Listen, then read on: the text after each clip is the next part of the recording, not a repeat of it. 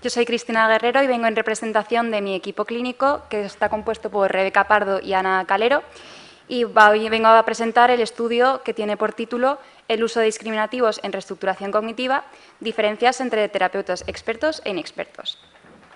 Bien, la reestructuración cognitiva engloba un conjunto de procedimientos y estrategias terapéuticas que tradicionalmente se clasifican dentro de las denominadas terapias cognitivas. No obstante, no se debe despreciar o ignorar un procedimiento de intervención solo porque nazca de una corriente cognitiva. El hecho de que sus principios básicos estén basados en constructos mentalistas no quiere decir que su procedimiento no sea útil a nivel clínico. Por ese motivo, pensamos que es importante estudiar los procesos de aprendizaje que subyacen a esta técnica. Paradójicamente, se trata de una técnica que apenas se conoce cómo o por qué funciona cuando se utiliza en terapia muchísimo y por todos los psicólogos de todas las orientaciones. Los pocos estudios que existen al respecto sobre los principios de aprendizaje han señalado que el modelamiento verbal podría explicar su funcionamiento. Durante el debate, lo que hacen los psicólogos es modificar las verbalizaciones, reforzando aquellas verbalizaciones del cliente que se acercan al objetivo terapéutico y castigando o ignorando aquellas otras que son desadaptativas. Igualmente, estos estudios señalan que es importante que el psicólogo dirija este proceso discriminando respuestas en el cliente. Por ejemplo, a través de preguntas que cuestionan la validez de las verbalizaciones de los clientes. Hay distintos aspectos que nos interesan de este análisis de los discriminativos de los terapeutas. Por un lado, el grado de dirección. ¿Es mejor dar la respuesta o que sea el cliente el que llegue a ella a través de una guía menos estructurada por parte del terapeuta? En la formación de los psicólogos clínicos nos dan mucha importancia y mucho énfasis en la forma de cómo llevamos los debates y nos enseñan a hacerla como Ellis y Beck, que son dos psicólogos cognitivos que son como los máximos representantes de esta técnica. Sin embargo, estos dos psicólogos tienen un planteamiento contradictorio. Mientras que uno plantea que es mejor, Beck plantea que es mejor hacer un descubrimiento guiado, Ellis propone hacer un debate más didáctico y persuasivo. Es verdad que en ambos debates se podría dar el moldeamiento verbal, pero nuestra pregunta es qué tipo de ayuda sería la más efectiva. Por su parte, Skinner, en su libro de la tecnología de la enseñanza, plantea que el descubrimiento guiado y la mayéutica son erróneos y que es mejor en un proceso de aprendizaje dar la solución. Sin embargo, esto no se nos enseña en la formación a los clínicos. Por otro lado, nos interesa saber si existe una secuenciación en el orden de las preguntas que se dan en el debate que se relacionen con una mayor efectividad. En algunos de los manuales se plantea que el seguir un orden determinado, que es en primer lugar cuestionar la validez y en segundo lugar la gravedad y la utilidad de las organizaciones de los clientes, pues se haga de esta manera. Sin embargo, lo que vemos es que no hay un respaldo empírico ni tampoco una explicación teórica detrás.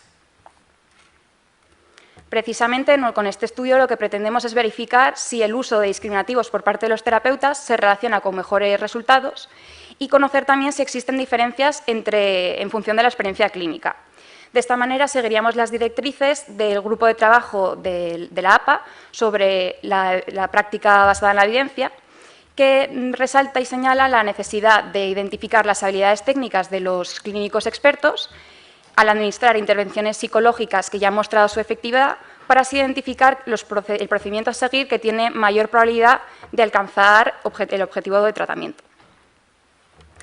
En cuanto al método, analizamos una serie de grabaciones, en total 113 fragmentos de debate de 18 casos clínicos, pertenecientes a 11 terapeutas de distinto nivel de experiencia. Los terapeutas con experiencia eran 4, que tenían una experiencia clínica de entre 6 y 16 años de experiencia, y los inexpertos eran un total de 7, con 1 a 2 años. Todos ellos eran psicólogos conductistas que ejercían su labor de clínicos en un centro privado de Madrid. En cuanto a las personas que demandaron ayuda psicológica, todas ellas eran adultas, el tratamiento fue individual y todos ellos también dejaron por escrito su consentimiento para participar en el estudio. En cuanto a los instrumentos utilizados en este estudio, se utilizó, por un lado, el sistema de categorización de las estrategias de debate en reestructuración cognitiva, el SISC-EDR, a partir de ahora, que este sistema se hizo especialmente para este estudio, y luego otros 2 más que ya se habían hecho anteriormente en otros estudios, el sistema de categorización de la conducta verbal del cliente en función de cumplimiento de objetivos terapéuticos, el SISCOT a partir de ahora, y la escala de valoración de la efectividad del debate en reestructuración cognitiva, el EBD-RC. Por otro lado, para analizar y observar las sesiones se utilizó el software de Observe, y luego para realizar el análisis secuencial se utilizó el programa GSEQ y para el estadístico el SPSS. En cuanto a las variables, está por un lado la experiencia de los terapeutas, que tenía 2 niveles. La primera, los terapeutas expertos, que eran aquellos que tenían una experiencia de más de 6 años, y por otro lado los inexpertos, que eran aquellos que tendrían una experiencia menor de 6 años.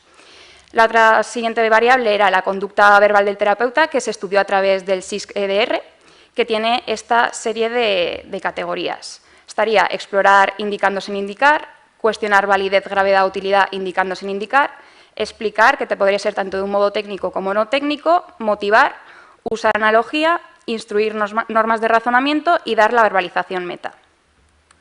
Las que se señalan aquí serían las que serían, en este caso, los discriminativos, mientras que las otras estrategias podrían acompañar a estos discriminativos. Por otro lado, otra variable era la conducta verbal del cliente, que se midió a través del SISCOT, que tenía 3 categorías: verbalización de aproximación al objetivo terapéutico del debate, BAT; verbalización opuesta al objetivo terapéutico del debate, BOT; verbalizaciones intermedias con respecto al objetivo terapéutico del debate, que es BIT; y luego, por último, está la variable de efectividad de debates, que se midió a través del EBD-RC, que tenía 3 variables: éxito total, éxito parcial y fracaso. En cuanto al procedimiento, en primer lugar se procedió a identificar los fragmentos de debate, y para ello se utilizó la guía para la identificación de la técnica de reestructuración y la clasificación de sus procedimientos terapéuticos. En segundo lugar, se procedió a elaborar el sistema de categorías del terapeuta, que es el SISC-EDR, y para ello primero se realizó una revisión bibliográfica del debate en reestructuración cognitiva y las estrategias más empleadas de los terapeutas en ella. Se realizó una observación y análisis de fragmentos de debate por parte de 2 de los observadores del equipo para garantizar una adecuada fiabilidad entre jueces. Y se realizaron periódicamente distintas reuniones de discusión donde se reflexionó y se pulieron las definiciones y las categorías propuestas. Al sistema definitivo se llegó cuando se alcanzó un adecuado nivel de acuerdo, que se midió a través del coeficiente de capa de Cohen, y en este caso se terminó cuando la fiabilidad interjueces fue de una capa de Cohen de 0,53 a 0,92 y la fiabilidad interjuez, que no interjueces, de una capa de Cohen de 0,60 a 0,92. Luego, en tercer lugar, se procedió al entrenamiento de los otros 2 sistemas, que se realizó. El entrenamiento de SISCOT se realizó hasta que los 2 observadores alcanzaron durante 10 sesiones consecutivas un mínimo de una capa de 0,60, y con el entrenamiento EBD-RC hasta que consiguieron los 2 observadores un mínimo de 0,80 en 10 sesiones consecutivas. Una vez que se alcanzó estas capas y se dio por concluido la fase de entrenamiento, se registró la muestra. Y la fiabilidad interjueces de la muestra fue de una capa de Cohen de 0,60 a 0,88 y fiabilidad intrajueces, que no interjueces, capa de Cohen de 0,67 a 0,90. En cuanto a los resultados y la discusión, en primer lugar voy a plantear los que tienen que ver con el grado de guía y de dirección del debate y luego los del orden de los resultados. En cuanto a los de grado de guía, la hipótesis primera era que cuanto mayor proporción de preguntas con componente indicando, estos son las categorías de explorar indicando y cuestionar indicando, pues cuanto mayor proporción, mayor éxito habría en los debates. Luego, que también habría mayor proporción de dar la verbalización meta en los debates exitosos y que después de una verbalización del terapeuta con componente de indicación, seguiría una verbalización de un cliente de acercamiento al objetivo terapéutico y no uno de verbalización intermedia u opuesta al objetivo terapéutico. ¿Cuáles fueron los resultados? Pues en primer lugar vemos que es cierto que cuanto mayor proporción de preguntas indicando en éxito, es decir, que hay una mayor proporción de preguntas indicando en éxito total frente a éxito parcial, pero no vemos diferencias significativas entre éxito total y fracaso ni entre parcial y fracaso, por lo que se mantiene solo parcialmente la hipótesis. En segundo lugar, no hubo diferencias significativas con dar verbalización meta, por lo que no se mantiene esta hipótesis.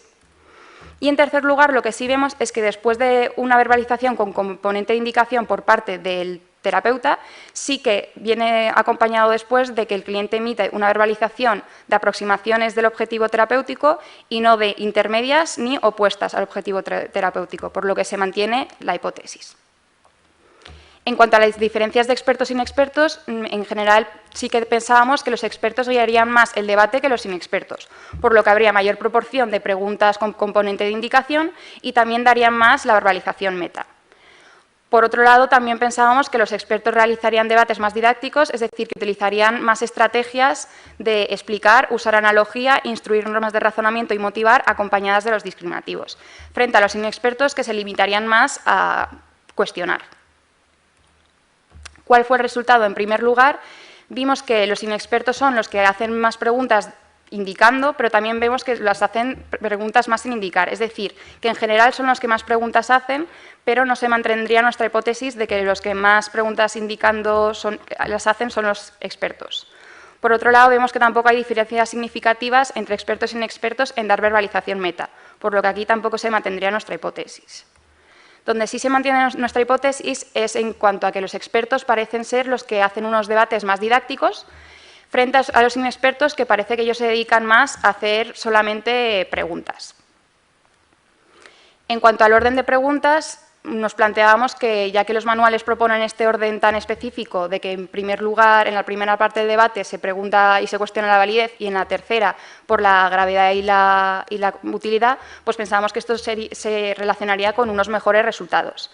Y también creíamos que los inexpertos seguirían en mayor medida este orden propuesto por los manuales que los expertos.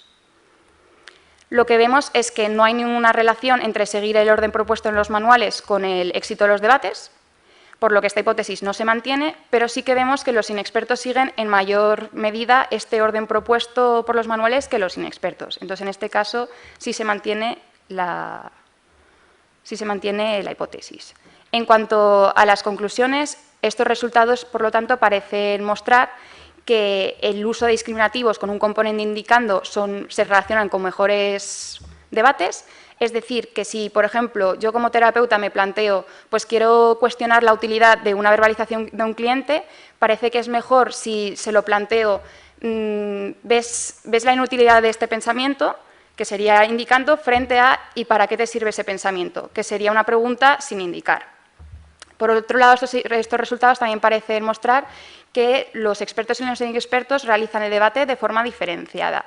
Los expertos lo hacen de una forma más didáctica, es decir, acompañan los discriminativos con otras estrategias, como son explicaciones o analogías, frente a los inexpertos que lo hacen, se limitan más a cuestionar. Por tanto, todos estos dos resultados parecen apoyar más el planteamiento de Skinner sobre que el descubrimiento guiado y la mayéutica son erróneas y que es mejor dar la solución.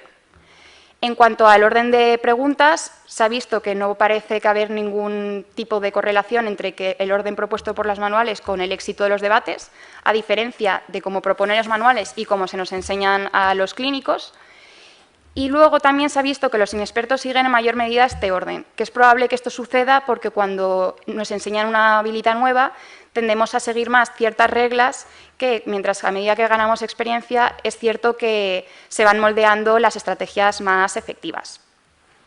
No obstante, todos estos resultados se deben de tomar con precaución porque el estudio tiene una serie de limitaciones, que las más destacables son el tamaño reducido de la muestra y la gran diferencia que hay entre el número de terapeutas expertos e inexpertos.